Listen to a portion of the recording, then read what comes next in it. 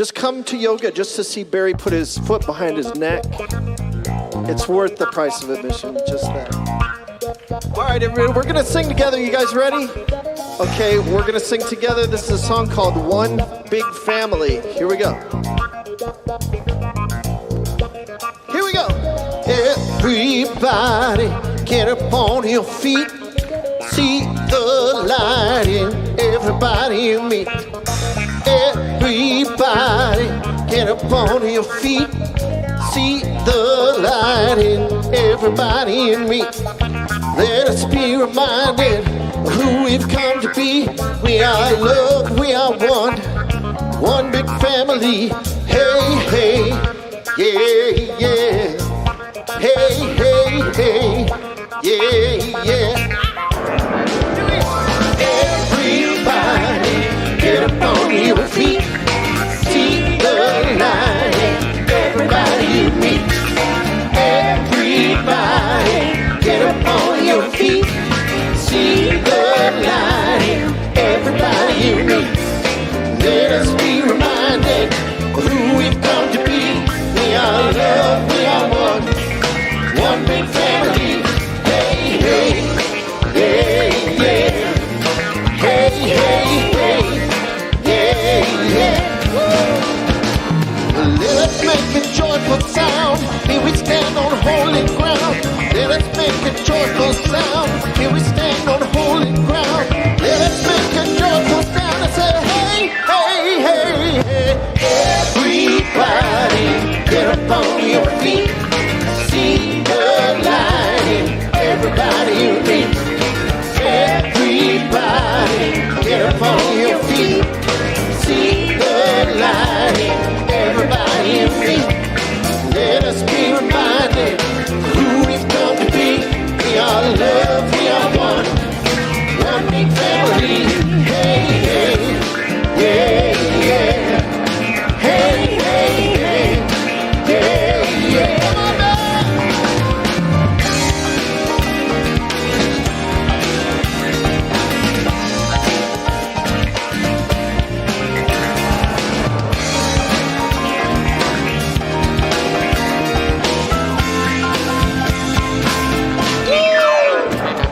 Let us make a joyful sound. Here we stand on holy ground. Let us make a joyful sound. Here we stand on holy ground. Let us make a joyful sound and say, hey, hey, hey, yeah. Everybody, get up on your feet. See the light in everybody you meet. Hey, hey, yeah, yeah. Hey, hey, hey. Yeah, yeah. Thank you, Tom Litch and our Mile High Band. Darren, our guest on drums today. Great to have you with us. Is it okay working with these other guys here? All right. So grateful for them, so grateful for you. Good morning. It's so great to see everyone. I feel like Dorothy waking up from Oz and seeing everyone right here. Larry Cattell is here. Ron and Linda are here. Lynn is here. Gary's here. I won't tell you what you showed up as in the dream, but maybe that'll be another time. But it's so great to be creating this sanctuary together right here in person and online, wherever you may be watching us today. Know that we feel your presence here. We hope you feel our presence wherever you are. And it's so wonderful to be a part of this Mile High community. A few weeks ago, we introduced our newest assistant minister. Her name is Millie Forsberg. She's actually doing the prayer today. Hey, Millie. And I have the honor today of introducing our newest assistant minister. Her name is Reverend Zamira Jazwirska. Come on up here, Reverend Zamira.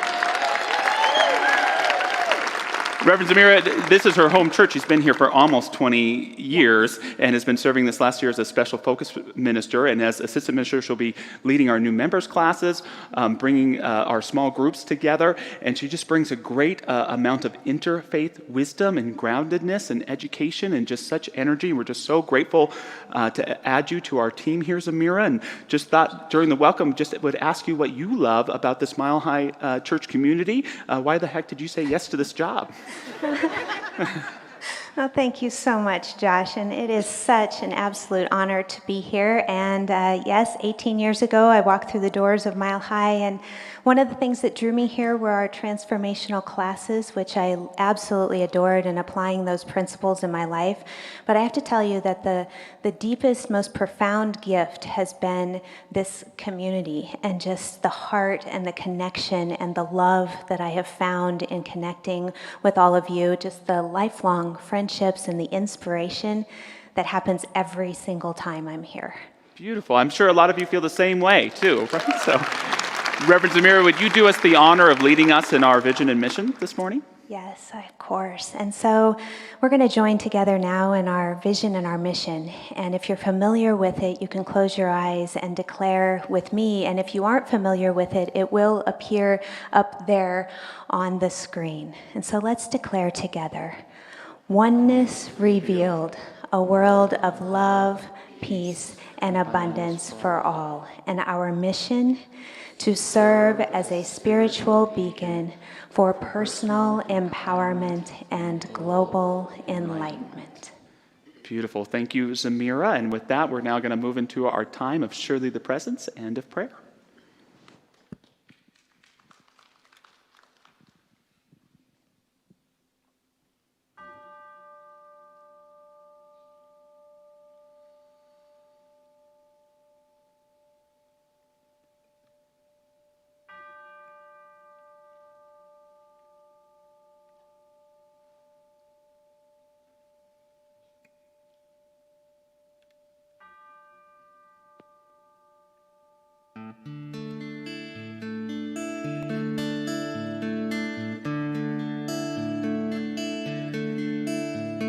Surely the presence of God is in this place. I can feel the mighty power and the grace. I can hear the brush of angel wings. I see glory on each face. Surely the presence of God is in this place.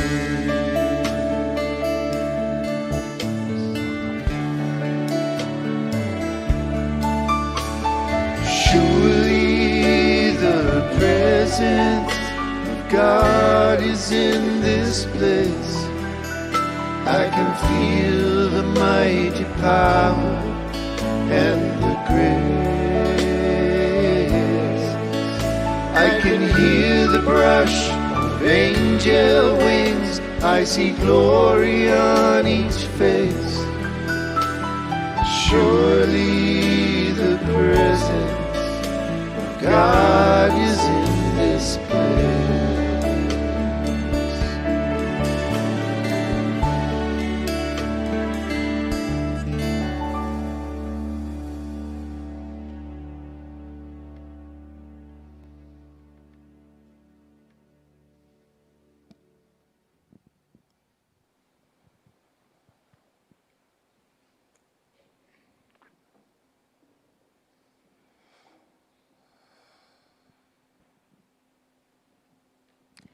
Surely the presence of God is in this place. I know that there is only one God, one source, one power, one infinite intelligence, one essence, one mind, one absolute. I know this to be true. I know this for myself, and I know this for each and every person within the sound of my voice. I also know this for everyone and anyone who is worshiping today in whatever way they choose, be it in an ashram, a mosque, no matter where it is, in nature, they are one in this same divine mind. For we are each unique expressions of God, and we are loved by God. Without favor, all the same, we are one. I know for each and every person today that no matter where you are, no matter what your experience that you're having right now, if it's something that you are uncomfortable with, if it is illness, whatever it is, God is right there also. I know that this love surpasses all, and we are in all as one together. And I'm absolutely grateful, so grateful to be here, so grateful for this time. I'm so absolutely grateful for Reverend Josh today as he channels his divine message that he has been given by Spirit, and he uplifts the community. Everywhere where it is heard, he does so. I know for our music department, for our volunteers, for everyone on campus today, I know that we are blessed, for we all make it run together perfectly, beautifully, and lovingly. And with that, I release this prayer. I release it into the law. I release it knowing that my words have been heard and will not return to me void. And we can affirm this together by saying, and so it is. Amen.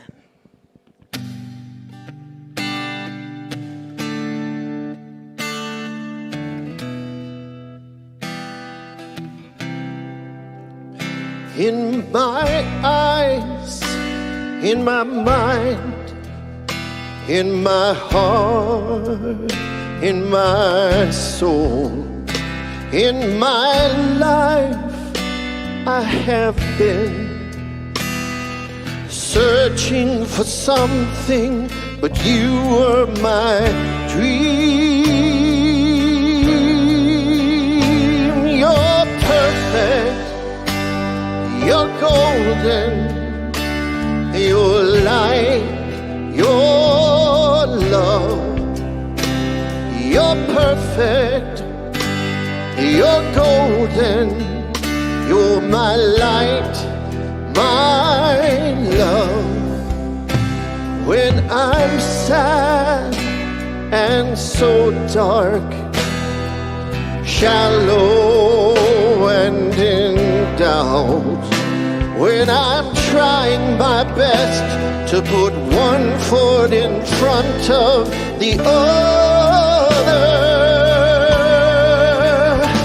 you're perfect, you're golden, you're the light of my life, you're my love from forever. In your reflection, I'm perfect, so I'll keep looking at you to keep witnessing my perfection in you as me.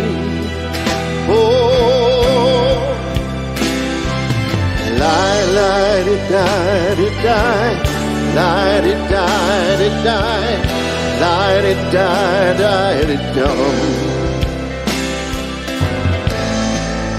You're always there, you never leave, you're holding me, you set me free, you guide my light, your empathy, your confidence to express in an SB. You're perfect, you're golden, you're the light of my life, you're my love from forever. In your reflection, I'm perfect, so I'll keep looking at you to keep witnessing my perfection in you as me.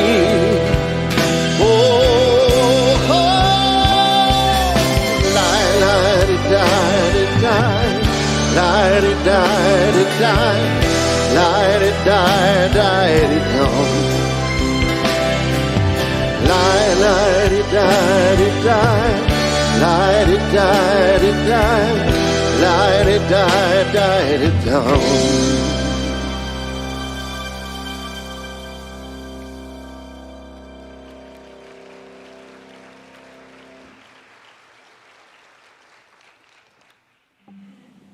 Our words of inspiration this morning come from Ralph Waldo Emerson. Finish each day and be done with it. You have done what you could. Some blunders and absurdities no doubt crept in. Forget them as soon as you can. Tomorrow is a new day. You shall begin it serenely and with too high a spirit to be encumbered with your old nonsense.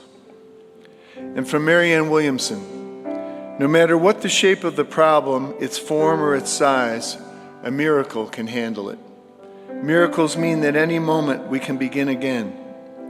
No matter what the problem, as long as we return our minds to a graceful position now, the universe will always help to clean up the mess and start over.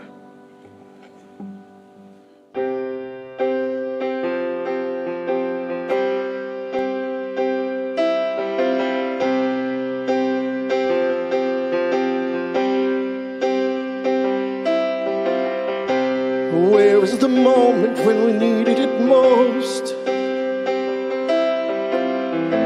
You kick up the leaves and the magic is lost. They tell me your blue skies fade to gray.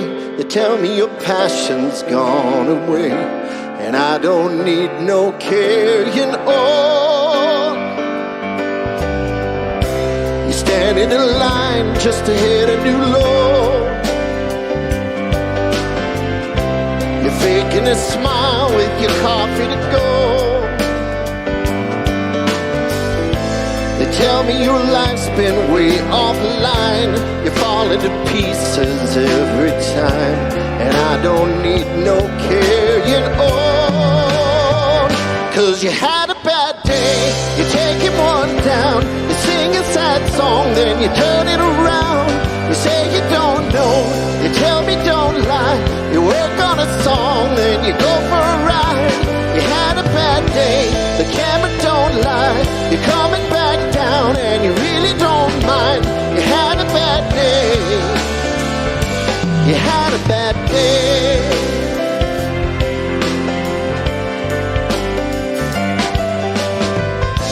Well, you need a blue sky holiday.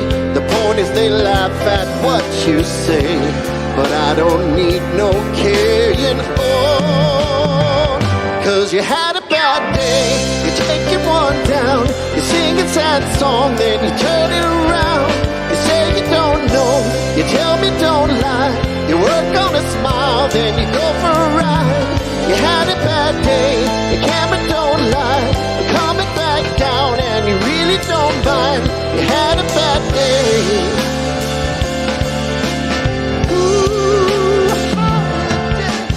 Sometimes the system goes on the blink and the whole thing turns out wrong. You might not make it bad, but you know that it could be all that strong. But I'm not wrong.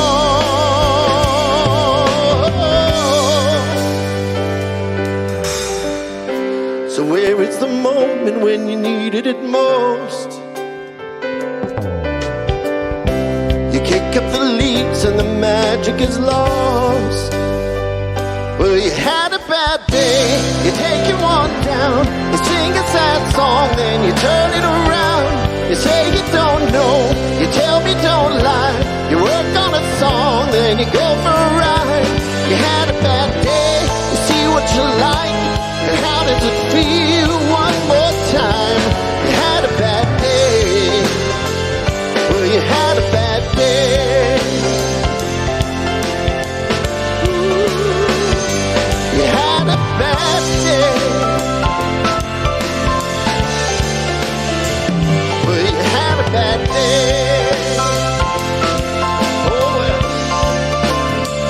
Yes, you had a bad day.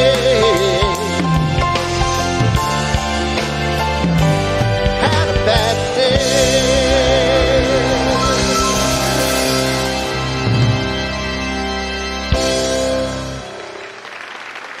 Thank you, Tom Litch and the incredible Mile High Band. Thank you, Bijou. Thank you, Darren.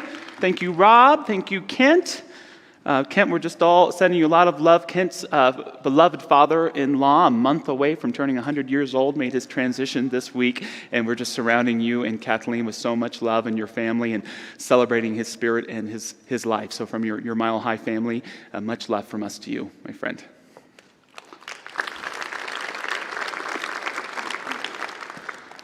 Good morning, everyone. So good to see you. I'd like to begin this morning by inviting you to remember where you started on your spiritual path, whether it was here at Mile High Church or somewhere else, and to ask you that general question, what would you tell yourself then? What would you want yourself to know then that you know now? Anybody? Maybe we have time to hear a couple short answers. It'll be okay. It'll be okay. I like that. There's no separation. There is no separation. Beautiful. This is your true life. This is your true life. I love this. I'm gonna sit in the audience and then have you all come up here. I am home at last. Home at last. I love it. So I have a long list of answers. I'm just going to share a few with you today. The first would be not to get so caught up in the ideal that you lose touch with what's real. I think early on in this teaching, I got caught up in creating an ideal vision for myself, which is a wonderful thing to do, but sometimes I put this weight of wanting to become this perfect person. So that idealized vision of myself became so not who I was that it kept me from accepting who I am. And for me, if we're ever to have those moments where we experience divine perfection, they can only happen when we accept ourselves as we are. And it would also cause me at times to be more judgmental about situations and people, expecting them to be more ideal or perfect than they really were. There's a Sufi story about an older man and a younger man asks him, "How come you never got married?" And he shares, "Well, in my early 20s, I set out to find the perfect wife. And I met one woman, and she was beautiful, and she was smart, but there was just way too much family drama. Just wasn't going to do it. Then I met another woman, and she was beautiful and had a great family, but I wanted someone that was more educated on philosophy and could have more deep conversations. And then finally, I met the perfect woman. She was beautiful. She had a wonderful family. She was brilliant." And the younger man asked, "Well, what happened?" And the man says, "Well, there was one problem. She was looking for the perfect husband." And so often we can get lost in demanding a kind of perfection from our life instead of an authentic realness. The second thing for me is that this teaching isn't so much about manifesting stuff as it is enriching our consciousness. The great gift of this teaching is really in enriching our consciousness. Is it great to have wonderful demonstrations in our lives? Absolutely. Is it wonderful to know exactly what it is that you want and put it on your vision board? Absolutely. But I have ultimately found that the byproduct of a deepening consciousness is these incredible blessings that were directly in tune with my imagination, or even better than I could have ever imagined. That consciousness that can appreciate the good of my life while it's taking place, being able to ground myself in the sense of a sacred, being able to live in a place of gratitude, being able to feel myself, that's what this teaching can give us. And everything else, all the manifestations, is just a byproduct. It's just the benefit. And lastly, in getting into the heart of the message today, get back.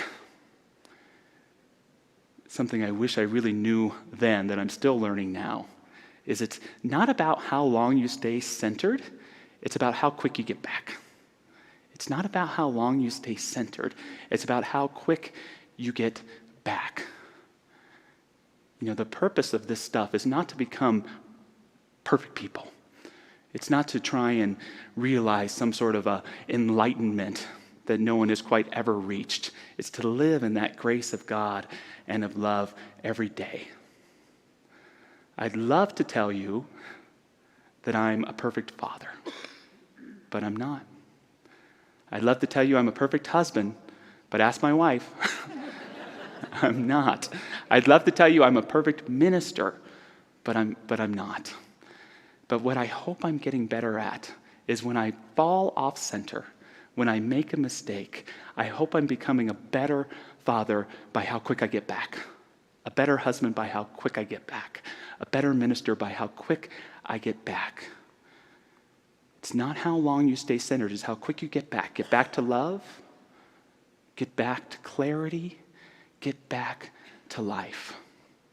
And it's an amazing thing, I think, when you can look at your life, and I invite you to ask yourself this question: where I'm showing up not at my best, how can I make that a vehicle to become my best? How can that situation that isn't the best become a vehicle for the best to come forward? Because that's the miracle, the spiritual practice of coming back to center from anything that distracts or takes us away from it. So some steps to getting back today.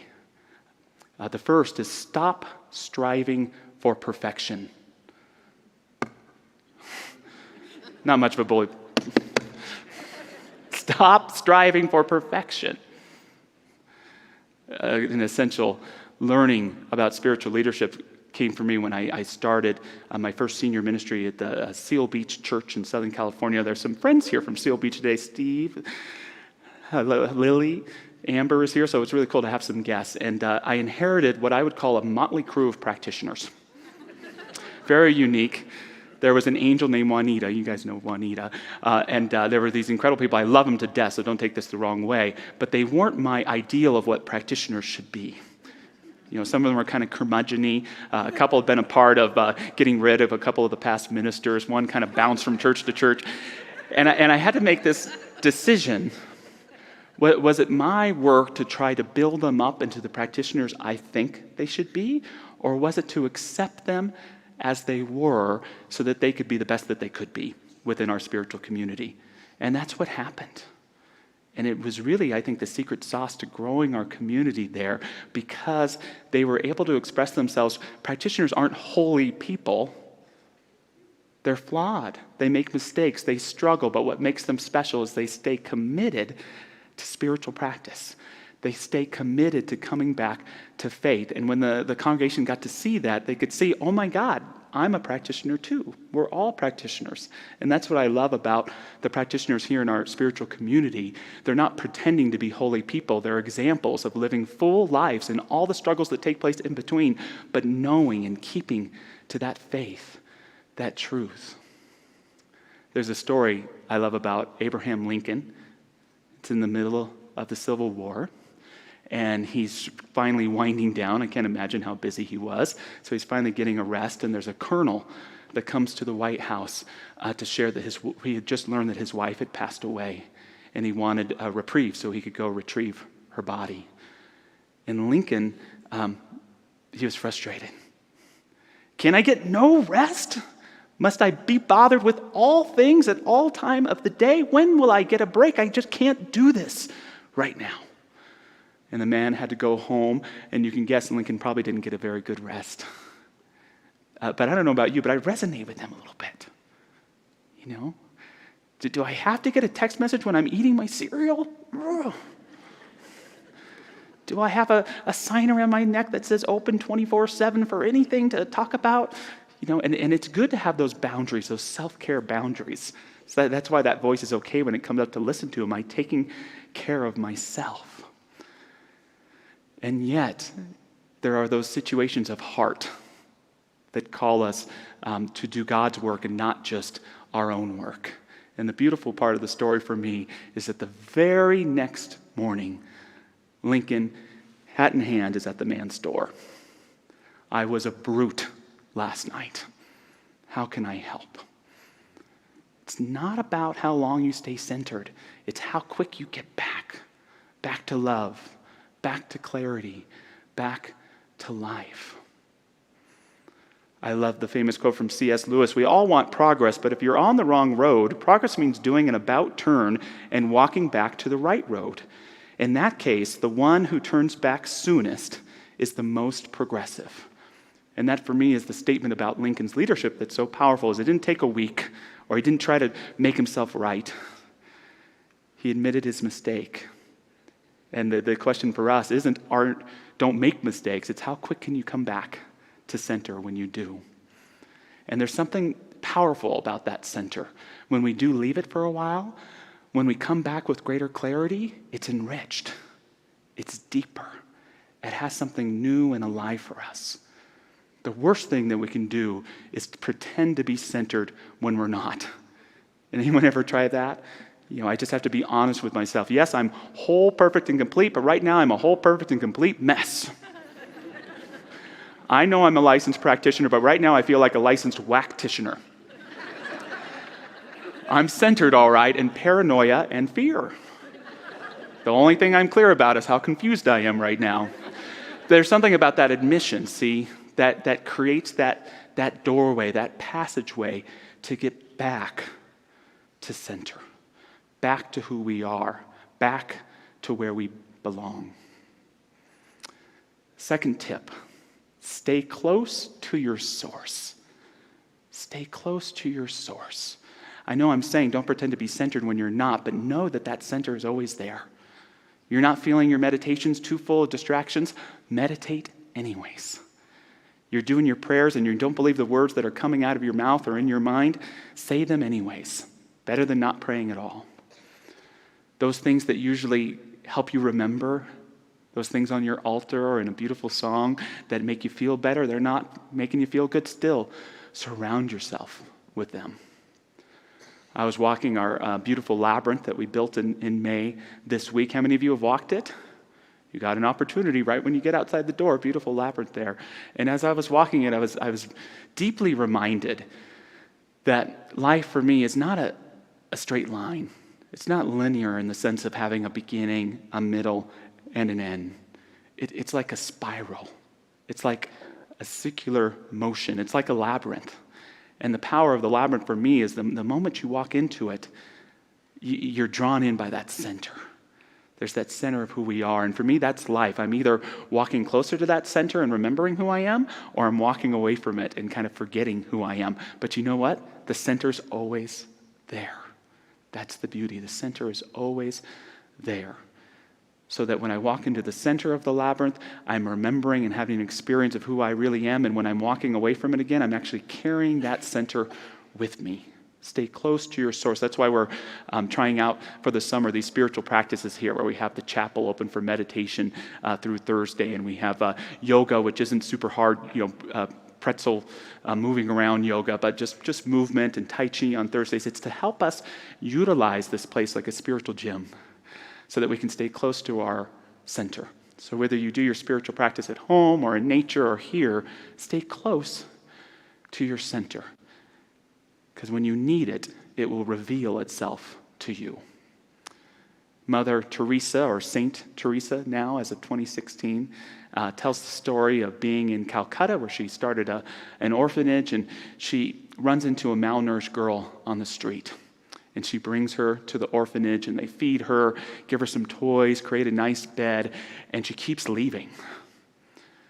They find her again, one of the sisters, they bring her back, she eats, and then she's gone again. And so finally, Mother Teresa says, follow that girl, let's see where she's going. And they find where she's going, and they get Mother Teresa, and she goes.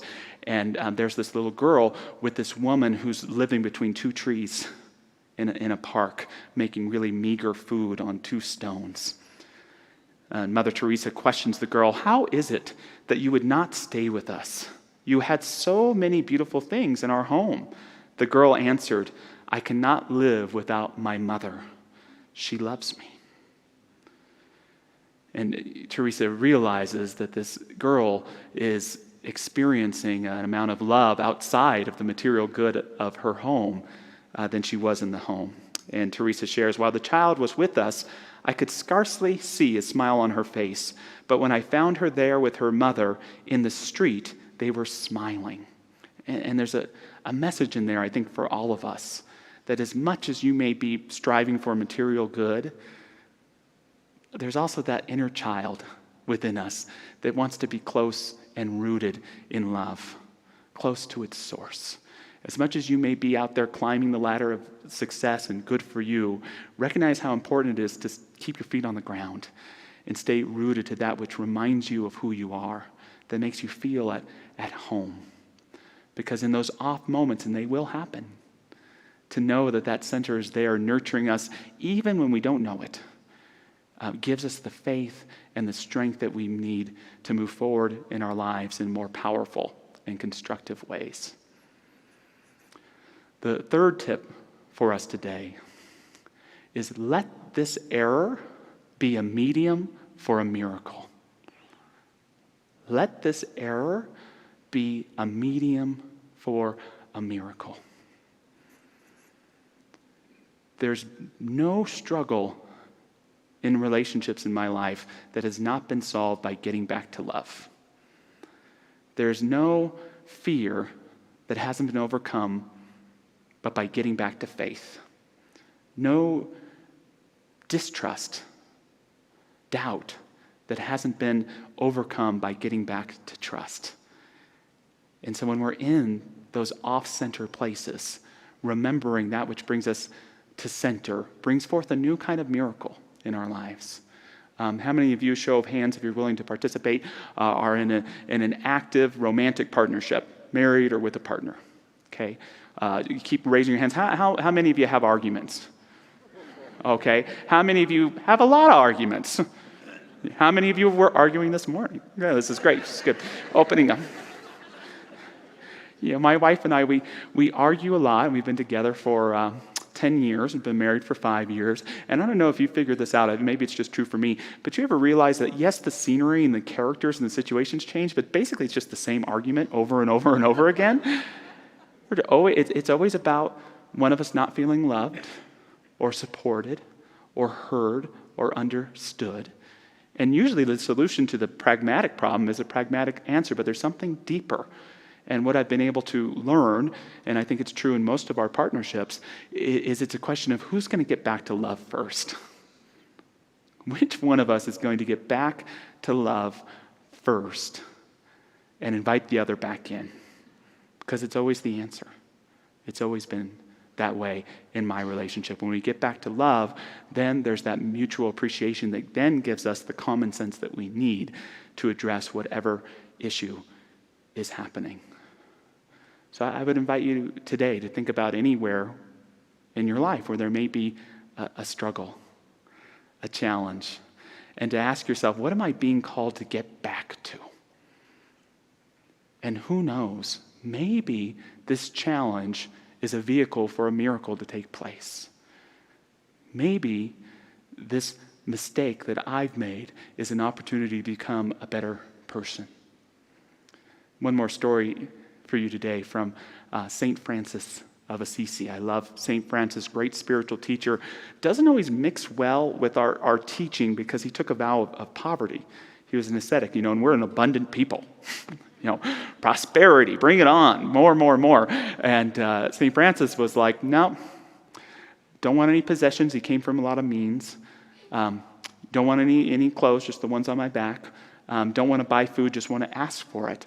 And so, if we're talking to St. Francis, we're saying, well, don't you know you live in an abundant universe? And he would say, yes, but this is how I experience that abundant universe, by living in full faith and trust in God. And St. Francis is known as the saint of animals, not because he had a lot of pets, but because he was known to give sermons to the birds. He felt so spiritually connected that he would share that sense of presence wherever he was. And there was one evening where all the Franciscan monks, this early order of them, they were all sleeping in close quarters and they were fasting. Again, all these techniques, I can't recommend them, but I honor and respect them. And one of the monks is really hungry, and he's so hungry that he begins to weep. He begins to cry. He's so hungry. And I would just invite you to ask yourself, as a spiritual leader, what would you do? I'd make him a sandwich. Here you go. Or maybe you'd let him tough it out, or say everything's going to be okay. Just stick with it and keep faith. I love what St. Francis did. He woke everyone up, and they all ate together. Woke everyone up, and they all ate together. No one dishonored. A negative situation turned into a moment of brotherhood and sisterhood, of experiencing oneness and that higher power. I am guessing that there are several people here today or watching online who are feeling off center. And I'm going to guess that the experience of being off center is because of a judgment, because of an anger, because of a fear. And my message to you today is it's not worth it. It's not worth being right. It's not worth the judgment. It's not worth the fear in staying in it. It's not worth the staying in doubt. There's a center always available to us, calling us thither from wherever we may have gotten ourselves stuck. And when we're willing to release it, we give that vehicle for a miracle the opportunity to take place. Mother Teresa said something quite powerful, and just to state for her God as a masculine presence. She says, "We all long for heaven where God is, but we have it in our power to be in heaven with Him right now, to be happy with Him at this very moment. But being happy with Him now means loving like He loves, helping like He helps, giving as He gives, serving as He serves, rescuing as He rescues, being with Him 24 hours a day, touching Him in His distressing disguise." Where in your life is that distressing disguise? And can you see it? Not sugarcoat it, it's a struggle, but to see it as your opportunity to get back to center. Get back to center, get back to love, get back to clarity, get back to living your whole life again. And again, the center gets richer and richer. The byproduct of your enriched consciousness is greater healing, greater understanding, greater forgiveness.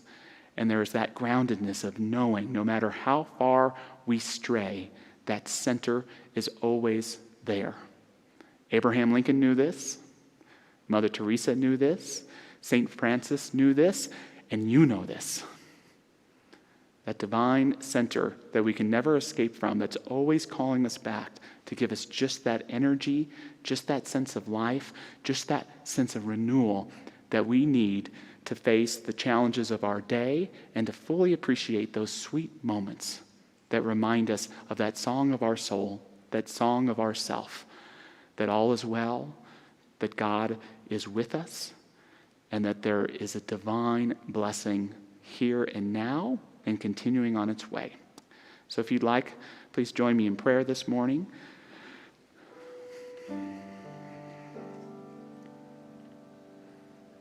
Just declaring that this moment is a divine moment. As I experience and invite our incredible prayer practitioners to stand in this room, many of whom will be available for affirmative prayer in front of the stage after service. I know in this divine moment, there is that divine center which holds everything without holding anything back. That is always available to each and every one of us and rejoices when we place ourselves at its core. What a blessing it is to know that I am always anchored in this divine peace, no matter how far I drift. I am always anchored in this divine love, no matter how much or how far away I may seem from it. That divine center pulls us back in. And as we practice trust, as we practice love, as we give up the need to be right and accept the beautiful mystery of life, its blessings reveal themselves to us in incredible ways. So opening up, even in what may seem the largest struggle, to a greater blessing, to a brighter dawn, to a deeper peace. I know that life can go in so many directions, and yet there is that directionless first and eternal cause that always holds us to heart and always invites us back no matter how we stray. So giving thanks for this healing, giving thanks for this forgiveness, giving thanks for these tiny openings for miracles, we allow them to come forth in thanksgiving and in love. And so it is. Amen. You're perfect. You're golden. You're the light of my life. You're my love from forever. In your reflection, I'm perfect. So I'll keep looking at you to keep witnessing my reflection in you as me. Oh.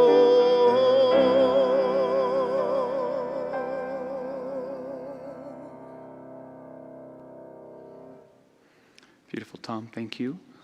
And I'm moving into our time of offering, and so grateful for everyone that's here.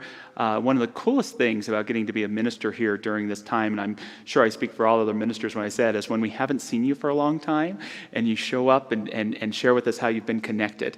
It is the most awesome thing, and one of the things I've been so grateful for in expanding our online ministries, that we've been able to reach all over the world in so many ways. And we had a guest here, Mary. Thanks for letting me use you as an example. She's here from Hawaii visiting us, found us online. So aloha to you, and just what a blessing it is for me and for so many of us just to get to see you here. And it's a testament too about how we co-create our community together to reach people in new ways. And I also want to take a moment to honor all of those teachers that have said yes to teaching the spiritual practices here. I know some of you are here in this room. So Casey, Carrie, Becky, where are you? Are any of you here? You're around here somewhere. There you are. So thank you for saying yes to that again. Use your campus, use your spiritual gym. Some people aren't comfortable coming back in the big room yet, but you can come, during the week and take advantage of that. Let this be your spiritual home and your spiritual gym as you come and practice here. So thank you for co-creating this incredible spiritual community. Your financial support makes so much difference in improving the lives of so many, and I'm so grateful for it. So with that, know that we're back to passing the basket today, and the rule is, if you don't want to touch the basket, don't touch it. And an usher will come and grab it and move it along. There's still the tubs outside that you can give that way. And online, of course, or in the room here, you can still text to give, mail in a check, go online, et cetera, et cetera. We'll receive it in all sorts of ways. So let us just take our gift physically or metaphorically as we say our affirmation together. Divine love, as me, blesses and multiplies all that I am, all that I have, and all that I circulate. And so it is. Amen.